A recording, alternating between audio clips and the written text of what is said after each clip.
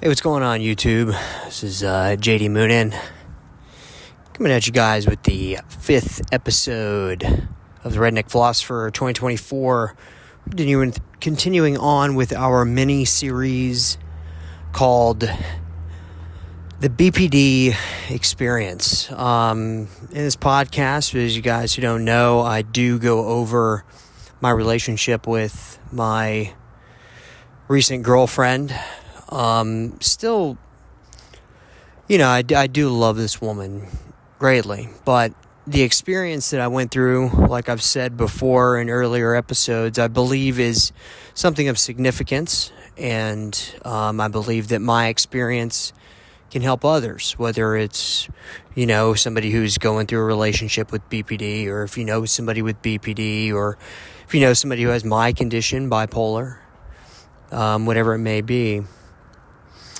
So I want to go ahead and on this podcast, I want to really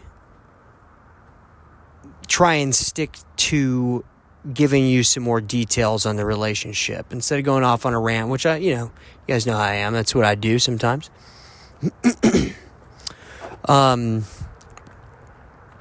so before we go and dive in, I want to remind everybody, if you like the content, please go ahead and like and subscribe. And please do not be afraid to share this podcast with anybody that you think that it might help. Or anybody that you think just might be interested in hearing it. That's the goal of this podcast. It's to help people out there, because I understand that being in a relationship with somebody with BPD, it's a very challenging relationship. And specifically for the person without BPD, it's very, very damaging in many ways. But if you can learn how to utilize that damage or the trials or the tribulations that you go through in that relationship, and you can learn from that and grow from it, I believe that it can really, really grow you as a person in many ways. And it's also beneficial to understand that these people are not bad people. Okay, people with BPD are not bad people. They're victims of abuse, okay, guys? And that's something that people really need to understand. And it would make it a lot easier for you, if you are in a relationship with somebody with BPD, to really understand that they can't help it. And so there's a lot of empathy that needs to be involved in that. And I'm not saying I make all the right decisions. God knows I don't. I'm human. I make mistakes. But I'm also telling you, there comes a time where you have to stand your ground. Now you have to pick that fight wisely, because I will warn you that fight will cause a breakup more than likely, possibly even the full end of the relationship. Okay? So that's just something you need to keep in your mind. And that's the unfortunate thing about BPD. Now let's go ahead and let's talk a little bit more about our relationship. I go back to when we were staying over at her apartment. That was a really joyous time. It really was. I had a wonderful time over there, and I got to spend a lot of time with a wonderful little girl, her daughter. And we celebrated both of her birthdays there. I got to meet her family, and at the time, I really, really liked her family. They're definitely different people. They're very reclusive, you could tell. They don't really spend much time around other people. And this made more sense later on in the relationship as time went on, and I got to understand her family dynamic a little bit better.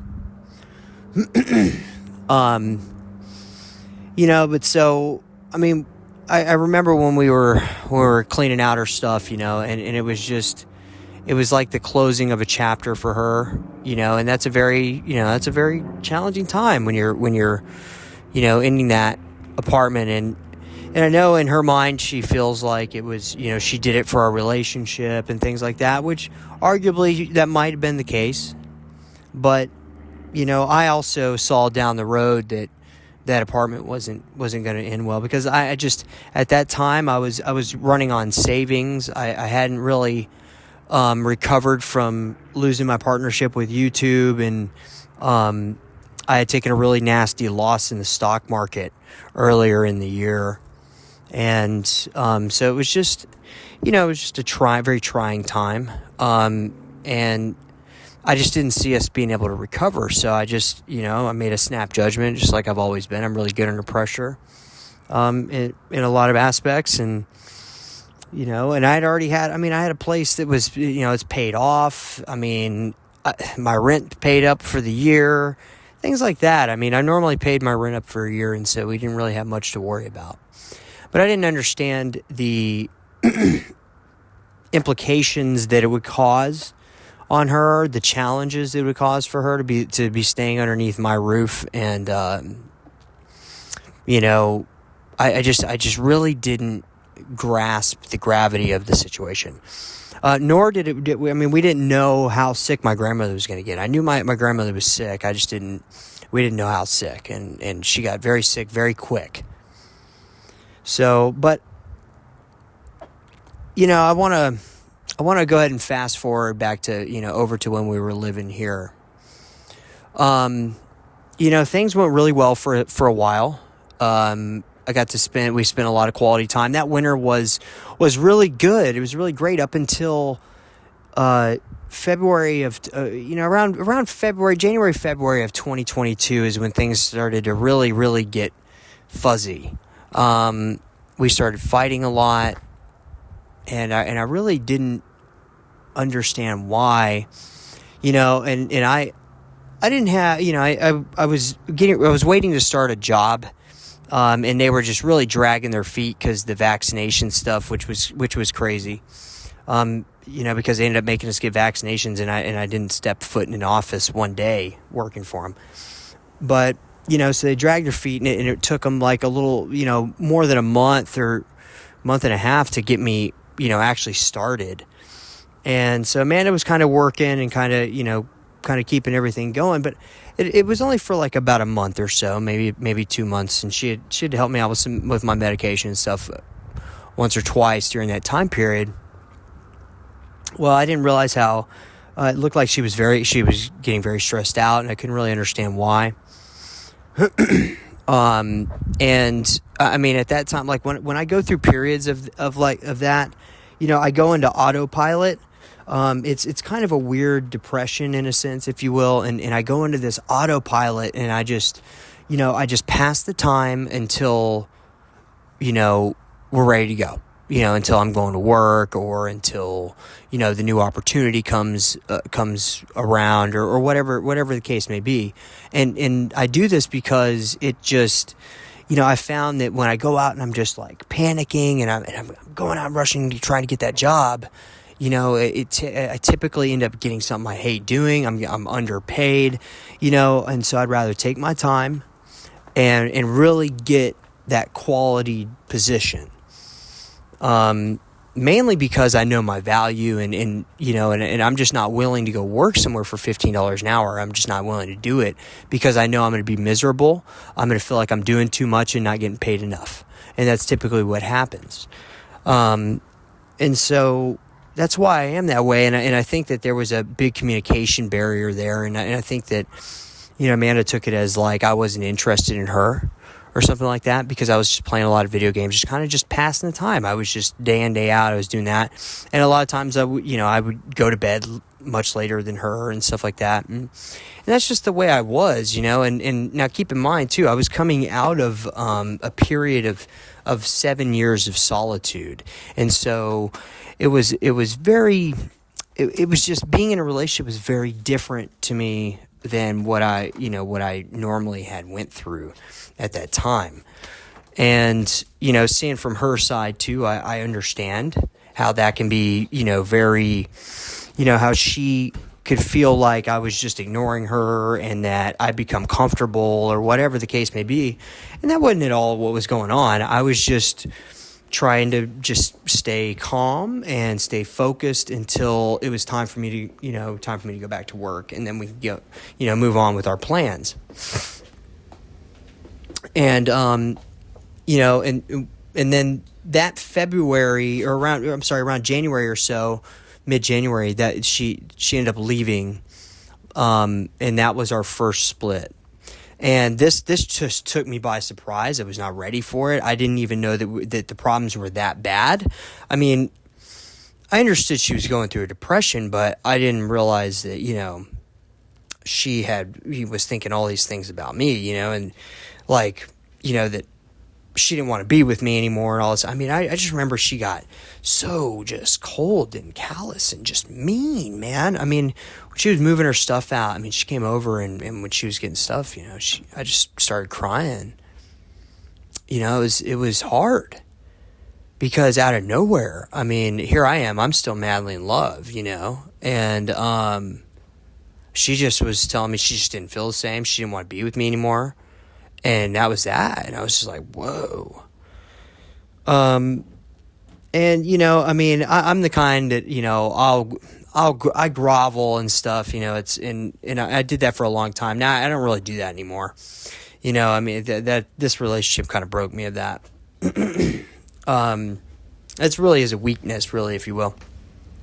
But so, and I mean, I remember at that time period, like I ended up going through this really big burst of growth.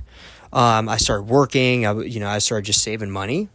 And her and I kind of started talking again and, this, that, and the other thing. And, so things, just kind of were going okay. And from my understanding, she was at her mom's house, she was working and, things like that. And then she came back and we got back together and we were living together again. And, her daughter was still in my life, a lot, and, things are going good. Well, then, as 2022 carried on, then I would say around June or July of that year, I remember one day, and maybe this was my mistake. I remember there was one day where, we were just really going through it. My grandmother, she ended up, she had like given out a lot of money, and for the first time ever, that woman went negative in her bank account. I've never seen it before ever in my life, up until that day. And when she went negative in the bank account, I knew there was a problem. So I went and I started looking through, trying to find out what's going on. I found out she was giving she gave enormous amount of money out to these nonprofits. I mean, to where she ate through the money I'd given her for the taxes. I mean, it was just bad. And so, I talked to my mom and then she couldn't drive. She was starting to forget where she was at. And so I had to take the keys away from her. I had to take her checkbook away from her and really remove her sense of, independence. And that was a very difficult thing to do at that time. I mean, if you've never done that before, it is, I'm telling you right now, it's going to be one of the hardest things you'll ever do in your life. If you care and love, who your grandparent or your parent or whoever you have to do that to. It's really challenging. It's really hard. And it's hurtful. I mean, because they think that you're taking everything away from them, that you're trying to rule their life or whatever, and you're not. I mean, the doctors are telling you that you have to do this. And so you're taking this stuff away. And I mean, for me, it was like, it was very difficult. It was very hard. So I remember telling her, I was like, hey man, I just kind of want to get high, let's get some whatever. Well, we had already had some issues with my medication. Like I'm prescribed a medication called Desoxin, and so being on that medication, it's for me it's like it's whatever. I take it every morning, and and every once in a while, like Amanda would kind of get into my pills or whatever. And I didn't really think of it. She told me she had ADHD and she used to be prescribed Adderall. And so, I didn't really think much of it. She said she would need it for work and stuff. And so eventually I was like, I was starting to run out of my medication, before I was ready. And I was like, okay, this is a problem. I can't be having this. I was like, what do we need to do to get you back on the Adderall? You know what I mean? Well then I kind of opened the door for things to get really, really out of hand. And so what I did was, one day I just wanted to do a little bit of some coke. Now, anybody who knows me, I've done a lot of cocaine when I was young, in being a DJ and stuff like that. And I remember she came to me, she's like, well, I can't get that, I can get the other. And I was like, I really don't want to get that. I was like, I take that every day for medicine, I was like, for one, the amount I would have to take would be astronomical for me to even get high or whatever. And I told her, I was like, I just don't like the high from amphetamines anyways. I like them medicinally. I can handle the side effects of them medicinally, but I really don't like being high on them because the side effects get exacerbated and they're really kind of horrendous.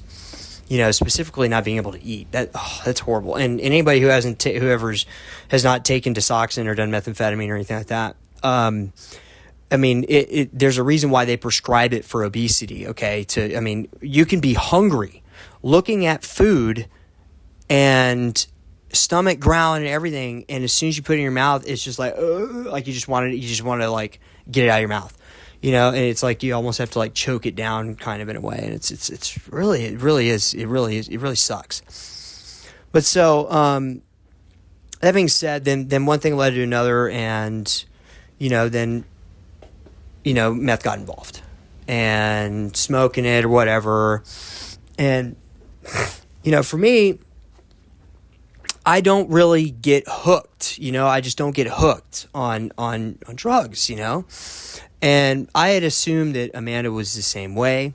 I didn't realize that she had once had a problem with it before in the past. That didn't become news to me until there was already a problem. Okay. And so I kind of was just like, you know what, I'll just keep some on hand just to keep her out of my pills, you know what I mean? And that's kind of where that went. And that really started the downfall and the deterioration of the next part of our relationship. And the use got more and more, of course,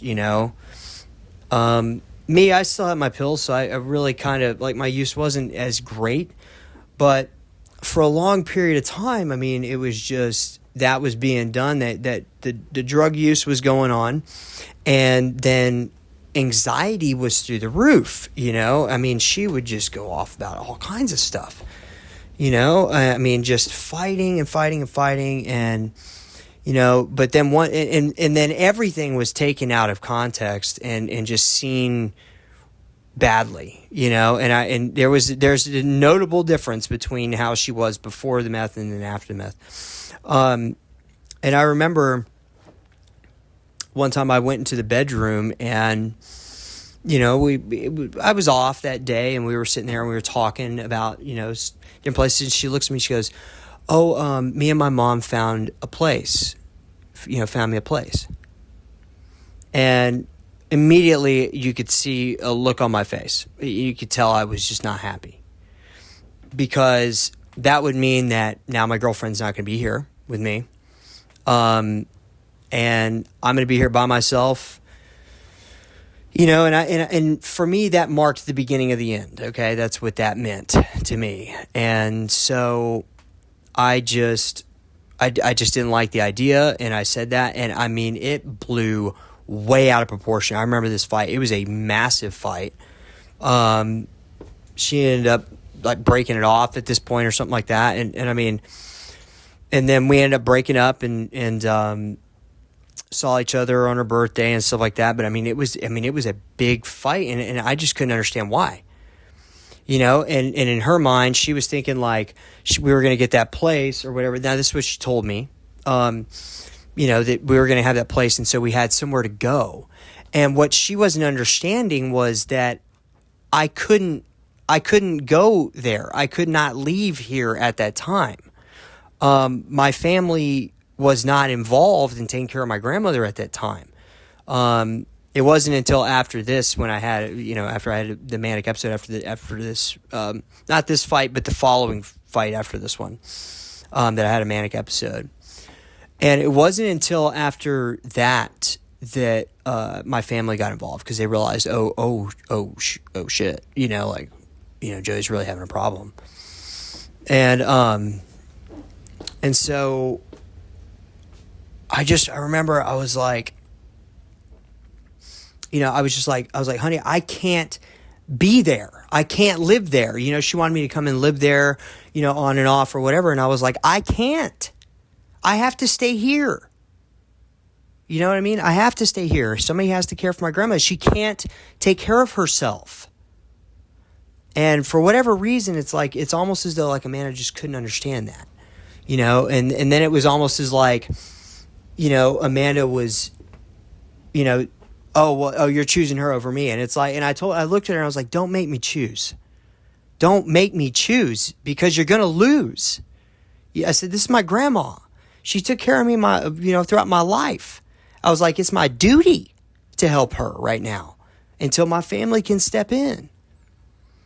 And so, and not only that, but financially, we had talked, she'd gotten real deep in depression. And, she had taken off a lot of time from work and was basically not working at this time. And so, it was just, the whole thing was just a recipe for disaster. It really was. And this, it was just, what ensued afterwards was just, it was crazy. So, and and then also dealing with my grandmother too at the same time. You guys just I can't even put into words the difficulty I was going through at the time. I really can't. So if I have to summarize the situation, it's going to be summarized like basically what I was dealing with was I want to mind you guys, okay? My grandmother, I love her dearly, okay? Don't get me wrong. But my grandmother is very verbally abusive, okay? She just is. And one of her favorite lines to use is, y'all just need to go. I just can't, I can't wait for you, blah, blah, whatever. This just isn't working out. And that's her thing. That's what, now my grandmother's got OCD, and, when she had her faculties about her, it's to the point to where if a dishcloth is out of place, that's reason to put somebody's shit at the street. And so, my grandmother's a very difficult person to live with. Now keep in mind, I'm an empath. Okay. I'm very empathetic. I can feel people's emotions. And in a lot of ways, people's emotions will make me feel guilty in some ways. Like, I need to help this person. And then when I can't, or if I don't do enough, or I don't get recognition for some of the things I do or whatever, then it can really take a toll on me. And the problem is that I will sit through it. I will keep going through it. I will keep doing it. I'll keep, just holding on to hope that things are going to get better. Now, whether doesn't matter what kind of relationship it is. Same thing with my grandmother, but my grandmother, when she wanted something done, if you went against her, then verbal abuse out the wooza. It was just a nightmare. Well, so then when you get Amanda, who also is OCD, hypersensitive because of her BPD, and you get her around that kind of a woman who is very much, it's my way or the highway, blah, blah, blah, and she's, her and I are fighting about the damn thermostat, what the temperature is in the house. Now I've got my office was in the hottest room in the house, and I'm in there. I've got basically a friggin', space heater, my PC. My PC's an AMD rig. It runs extremely hot.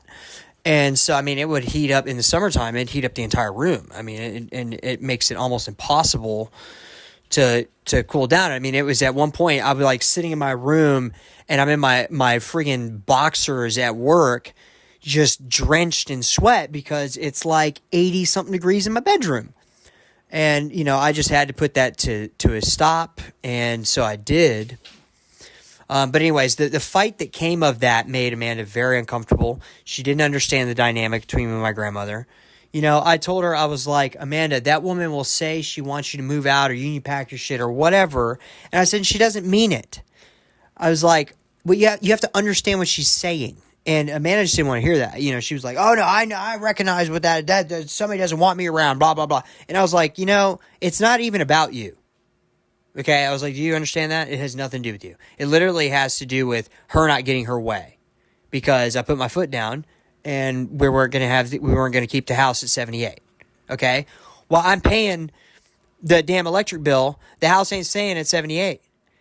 And, and that was like one of those major things, and the more and more I learned about BPD, the more and more the cycles I could see as time went on. But I mean, to tell you, nothing will prepare you. Pardon me. For this abuse, man, the verbal abuse and the manipulation. If you've never heard of a covert narcissist, I would have to say that Amanda's BPD. There's very, very few things that make it 100% that really divide or really define that it's BPD. And it's this insane self-loathing that she has. I've never seen anything like it before in my life. In this thinking of you're not enough, and I'm not talking about me, I'm talking about her, and it was a very weird dynamic. It's like an oxymoron in a sense, because it's a major contradiction, this woman. In one sense of the thought process, she is like completely self-loathing, doesn't think she's worth anything, doesn't think that anyone will like her. Extremely low self-esteem, thinks that she never deserves anybody. You name it. And that's the thought process that this woman has. Now, what is so crazy about this thought process, okay, is that at the same flip of the coin, she's extremely vain, okay? Not only is she extremely vain, she's very arrogant about a lot of things. And look, people will sit there and tell you to your face that I'm extremely arrogant and whatever. And it's not even people. She'll tell you this. My family knows I'm not arrogant. Okay, I'm not. I don't think I'm better than anybody. But I'm very prideful. I'm very proud of what I've achieved. And I do not hesitate to tell anybody about it. And there's nothing wrong with that. There's nothing wrong with being proud of what you've achieved. However, I don't think I'm the best at it. I think I'm pretty good. I know that I'm better than some people, maybe most. I don't know. That's to be determined. But I'm definitely not a novice. Okay, let's put it that way. I'm a journeyman by trade. Okay, we'll go that route. At very least, I'm a journeyman. Whereas you have Amanda, who was very much kind of a novice with a lot of things. But she has such potential. And, but she was an expert, like when it came to art. Some things, when it came to, understanding people empathetically in many ways, I'd become very callous over the years. And so a huge amount of my empathy was not so much that it didn't exist. It was just very shut off. And that was because, in my past relationships, it had been very taken advantage of. And so, you would often see, I would often come off as kind of aloof or cold in many senses. But really, it's not that. It's just, I'm a very kind of matter of fact kind of person. However, I'm a very, very heavy romantic. And one of the things I found very interesting about Amanda was she lacked romance. There's not a romantic bone in that woman's body. Now, there's a seductive bone in every piece of her body for sure, but not a romantic one. It's really crazy because she craves intimacy. She can't be alone. However, she despises people or always thinks that everyone is out to get her. And so therefore, she's in a permanent paradox, really. And this experience manifested itself through drug addiction in the next part of our relationship after I opened the door for methamphetamine to come in. Now, mind you, I was thinking I was dealing with somebody who was like myself, who, look, I've put down anything I've ever had some kind of dependency on or addiction to, if you will, or whatever you want to call it. I have always put it down myself. And what I mean by that is that, sorry, very tired today. It's rainy. It's kind of, whatever. And so what I mean by this is that, like let's take alcohol, for instance. I used to be a 12-pack a day and about a quarter of a bottle of Jack Daniel's drinker. And I did that daily for a long time. I don't know if it was more than a year or two. I don't know. Those days just kind of ran together. But I remember when I went to go put that down. Look, I've always woken up one day and I just wasn't gonna do it anymore. And that is the mind state that I get in with any form of dependency, addiction, and so one of my major flaws a long time ago or around when Amanda and I first met was I had only viewed most things through my perception, okay? And this ended up causing me to overlook a lot of things in my relationship, notably the drug addiction part. And I'm going to tell you guys a story. I think in this podcast I'll probably tell you guys a lot about it. But drugs have become a very significant problem in our relationship. And they didn't really become a major problem until the meth. Okay, until the crystal meth got involved. And when I allowed that into the relationship, I did not realize the Pandora's box that I was opening. And it didn't come to news to me until later on when Amanda had explained to me after we had been using it for some time, the problem that she had used to have.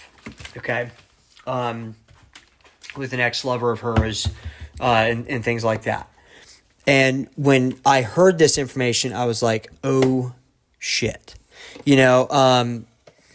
because shortly around that time that I allowed the stuff to come to allow the meth into our life, in that form anyways, meth has been in my life for like the first 4 years prior to me meeting her, because I was prescribed Desoxyn. So, I have a very different understanding about meth than other people. And I also know, like for myself, I can't stand to be high on it. The high from amphetamine it really is kind of shitty.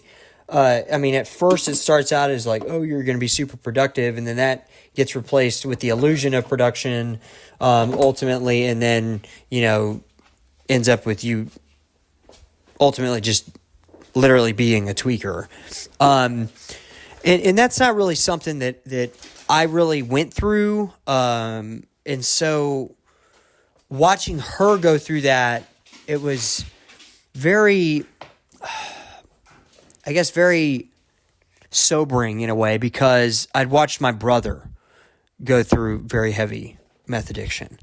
And I started to see her addiction kind of manifesting itself in this way. And so there became like I said before, there was a time where she had gotten very, very depressed.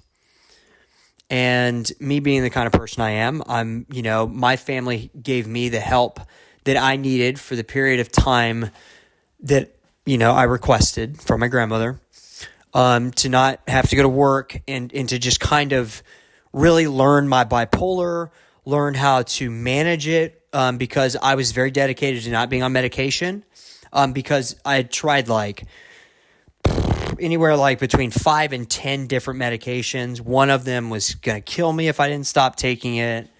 And there was one that made me feel like I was on an LSD trip, and look, I don't want to feel like I'm high. And I definitely don't want to be locked into my depression, because my depression is where I lack everything. I lack drive. I lack imagination. I lack, this ability to kind of manifest the things that I want in my life, because I'm very blinded by the negative connotation of everything in my life, whether good or bad. And so it makes me very hard to pull my mind state out of that and or to be productive in general when you're in that state of mind. And so to even think about, taking a medication that's going to lock me into that feeling, it's a no-go. And so the only way I found to do that was I went in and I took it upon myself to go into 7 years of solitude. And, anytime I would try and explain this to Amanda, it had gotten to the point where I was just arrogant. I thought I knew everything, and I thought I was better than everybody. And it's like, no.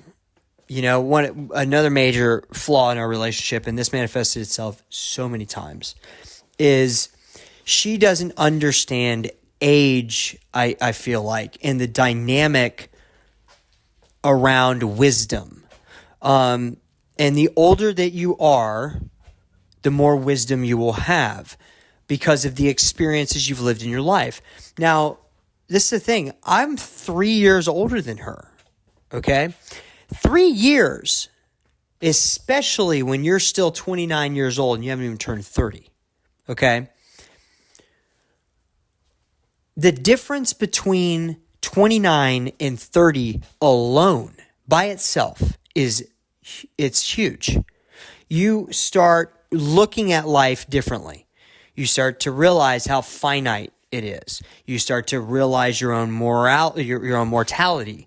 You start to realize that, oh man, my family is getting sick. They're getting older, and people are starting to die. You start losing friends. And then simultaneously, you seem to have this weird and interesting capability of making more money, for sure, than you did in your 20s. And that's with or without, the college education or whatever. I mean, it's experience does wonders.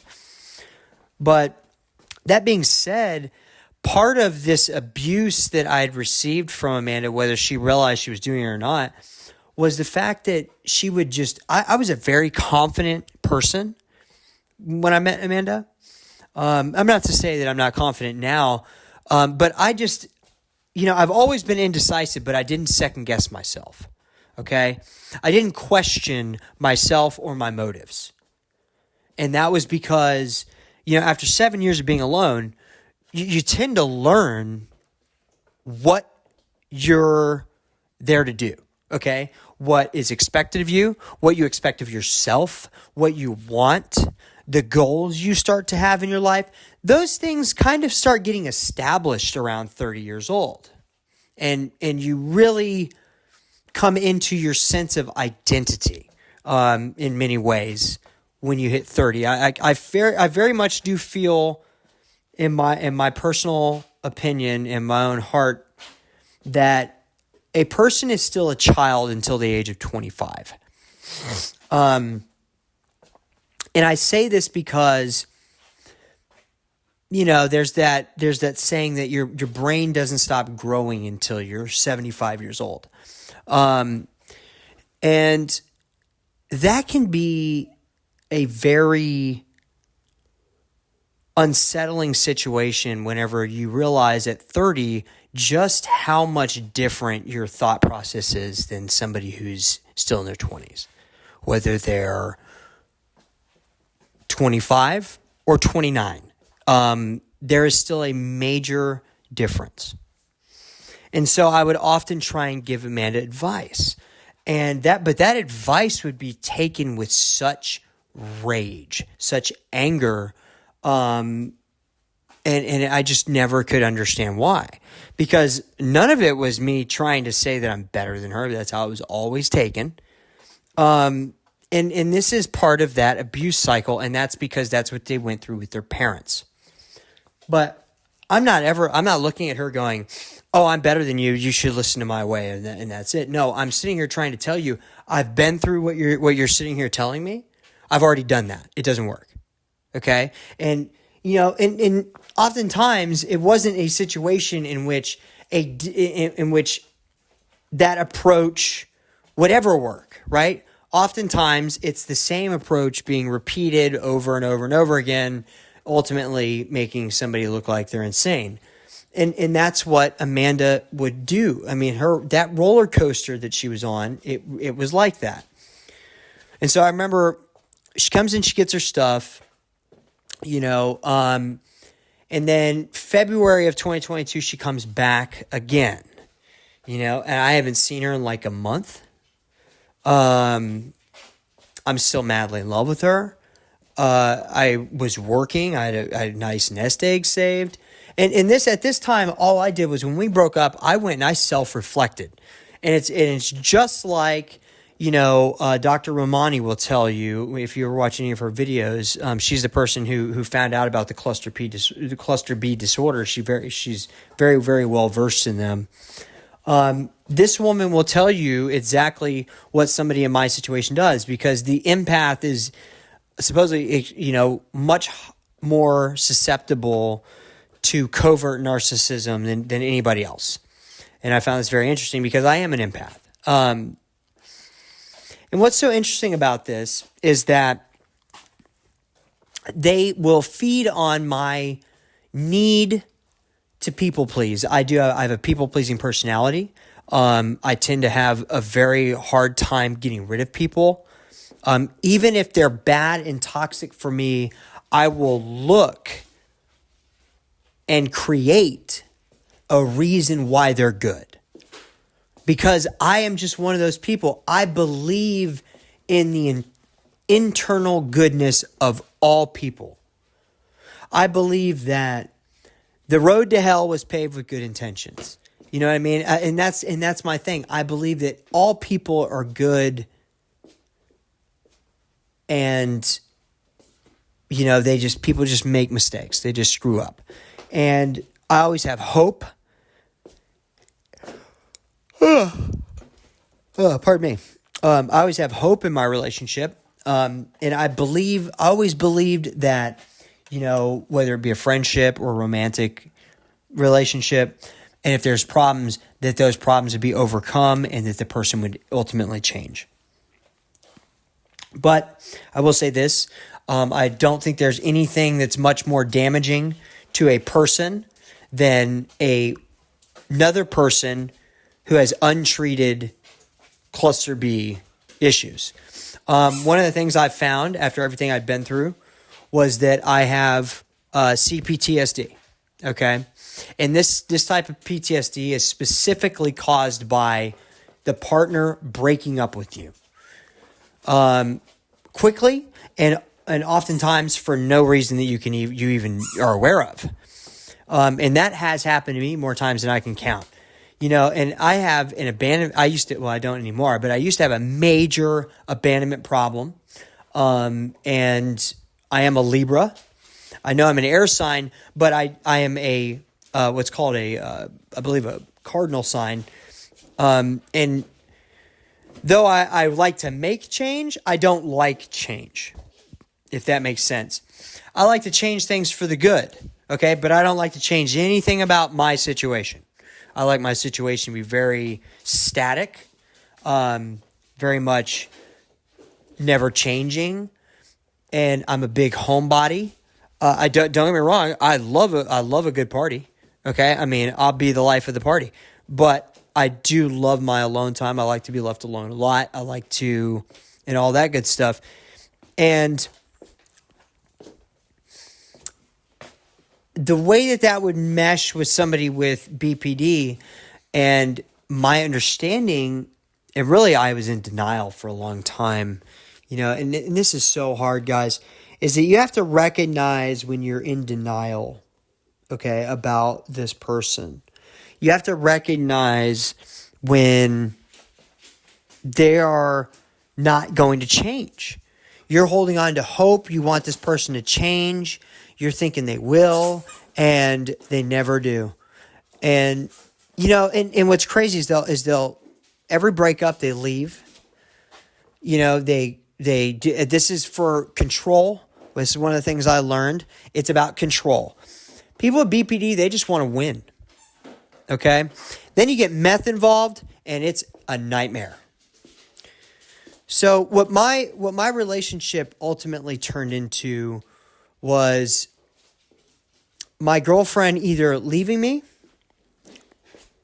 or when she lived here, sitting on the bed in our bedroom and just smoking ice, and sitting in there just, thinking about how much she hated the world and stuff like that. And again, I'm not saying this to make her look bad. I'm not making this for ammunition for anybody or anything like that to be used against her. What I'm doing is I'm trying to tell you guys what I went through. Hopefully you can see the signs before you end up like I did. One of the things that Romani will tell you is that you will end up spending so much money, sacrificing much, and then spending what's called mad money, and then ultimately have nothing to show for it. And that's exactly what happened to me. It was me. I gave up so many things that were boundaries for me in a relationship. I want to live with my partner. I don't want to live separate from my partner, especially if I've been with you for 4 years, especially if we've already lived together. That's absolutely ridiculous. And in my opinion, all that's doing is opening the door so you can fuck whoever you want. That's what I'm getting out of that. Okay? Because anybody who tells me that they want to live away from me, what you're telling me is you don't want to be around me. Okay? That's what you're telling me. Especially if we have already been living together. The other thing that's telling me is that you don't trust me. You fear that I just want control. And so I'm keeping us underneath our roof and you not working for control. Wrong. No. I didn't grow up in a household like that. I grew up in a household and all the women in my family before my sister, all of them but one didn't work. My mom only held a job when she was single. Okay. My mom is a homemaker. My grandmother was a homemaker. Okay. That is all I have ever known is homemakers. And so that is completely reasonable for a woman and a man to have equal access to the bank account. And the woman takes care of the house and the man takes care of the finances. That is perfectly acceptable to me.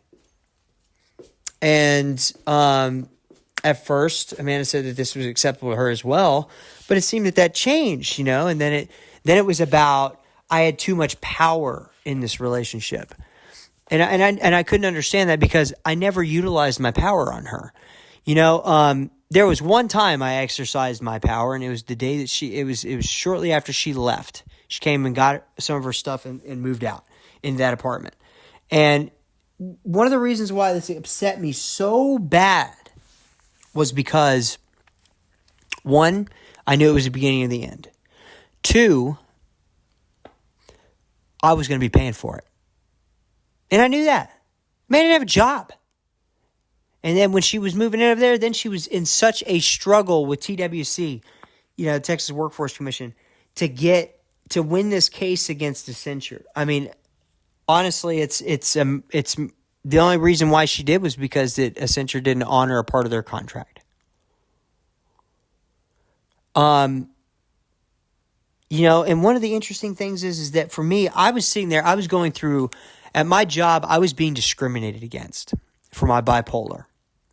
It was very bad. I was getting singled out.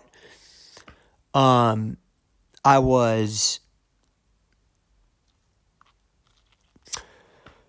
constantly monitored as though I was doing something wrong, and yet I was the best agent on the team. It just did not make it make sense. You know what I mean?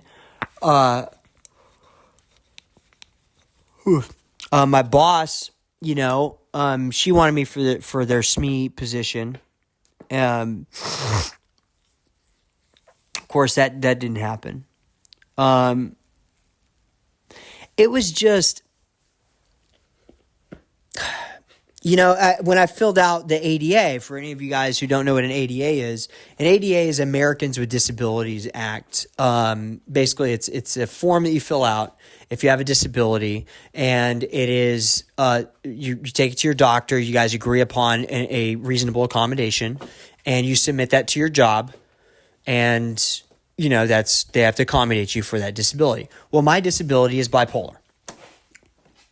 Now, the thing about mental illness disabilities is it's not like a physical ailment, which are much easier to kind of determine, its place of origin.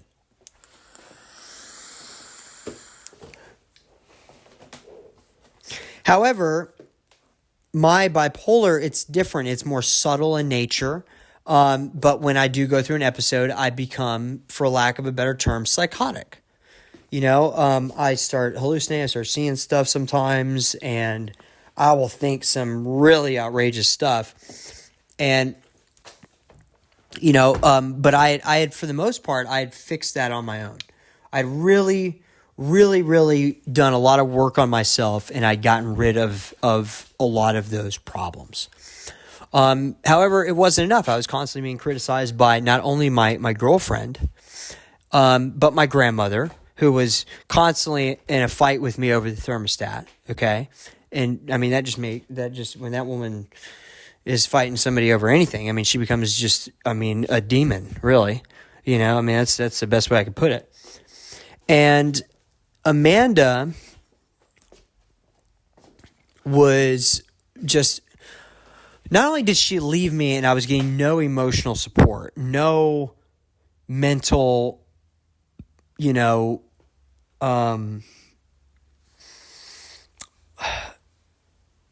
I was losing confidence in Amanda because she was just nowhere to be found. And here I am, I'm going through one of the hardest times in my life. My family is too busy with their own lives at this time to really come to me and help. And then on top of that, my girlfriend is using meth and ultimately, I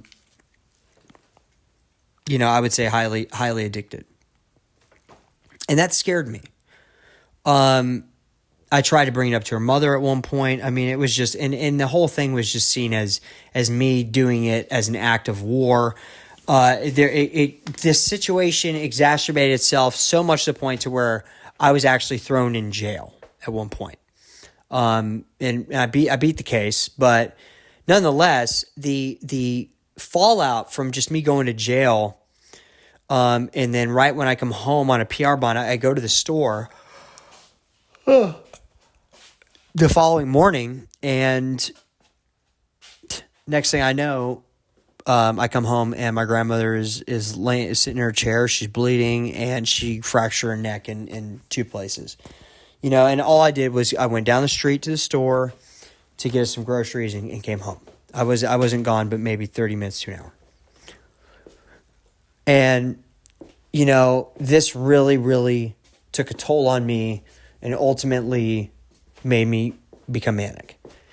And then this is whenever, back to what I said earlier about, I didn't really exercise my power over Amanda at all, because I just didn't see it that way.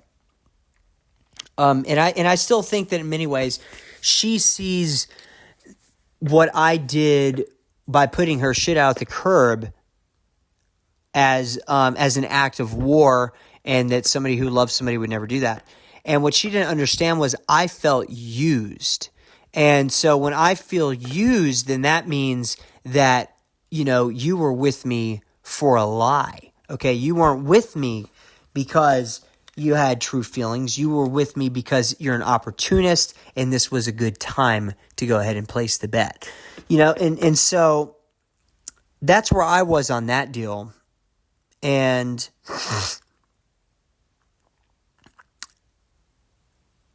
that being said, I think that it really kind of set the stage for what was to come. And now what was really, really a bummer about the whole deal was that as time went on, this devaluing thing got worse and worse and worse.